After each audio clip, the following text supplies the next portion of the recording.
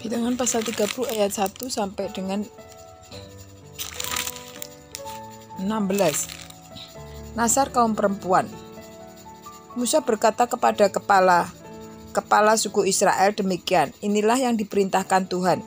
Apabila seorang laki-laki bernasar atau bersumpah kepada Tuhan sehingga ia mengikat dirinya dengan suatu janji, maka janganlah ia melanggar perkataannya itu. Haruslah ia berbuat tepat seperti yang dikatakan, yang diucapkannya. Tetapi apabila seorang perempuan bernasar kepada Tuhan dan mengikat dirinya dengan suatu janji di rumah ayahnya, yakni pada waktu ia masih gadis, dan ayahnya mendengar nasar dan janji yang mengikat diri anaknya itu, tetapi ayahnya tidak berkata apa-apa kepadanya, maka segala nasarnya itu akan tetap berlaku dan setiap janji mengikat dirinya akan tetap berlaku juga.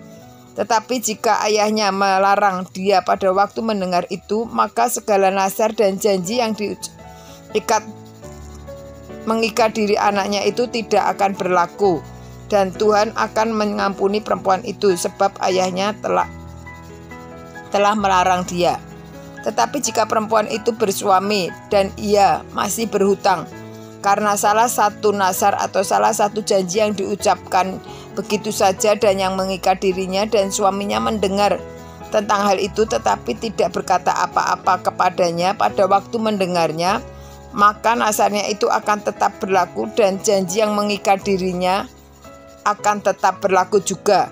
Tetapi apabila suaminya itu pada waktu mendengarnya melarang dia, maka ia akan membatalkan nasar yang menjadi hutang istrinya dan janji yang diucapkan begitu saja dan yang mengikat istrinya, dan Tuhan akan mengampuni istrinya itu.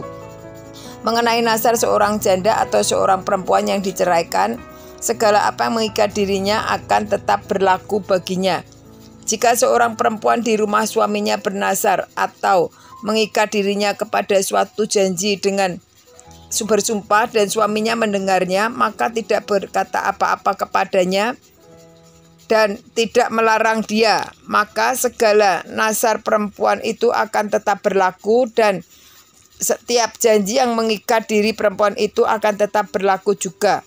Tetapi jika suaminya itu membatalkannya dengan tegas pada waktu mendengarnya, maka ucapan apapun yang keluar dari mulutnya, baik nasar maupun janji, tidak akan berlaku. Suaminya tidak membatalkannya dan Tuhan akan mengampuni. Suaminya telah membatalkannya dan Tuhan akan mengampuni istrinya itu. Setiap nasar dan setiap janji sumpah perempuan itu untuk merendahkan diri dengan berpuasa dapat dinyatakan berlaku oleh suaminya atau dapat dibatalkan oleh suaminya. Tetapi apabila suaminya sama sekali tidak berkata apa-apa kepadanya dari hari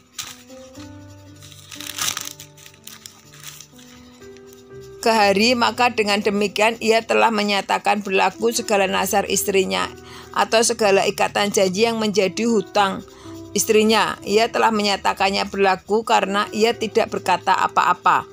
Tetapi jika ia baru membatalkannya beberapa lama setelah didengarnya, maka ia akan menanggung akibat kesalahan istrinya.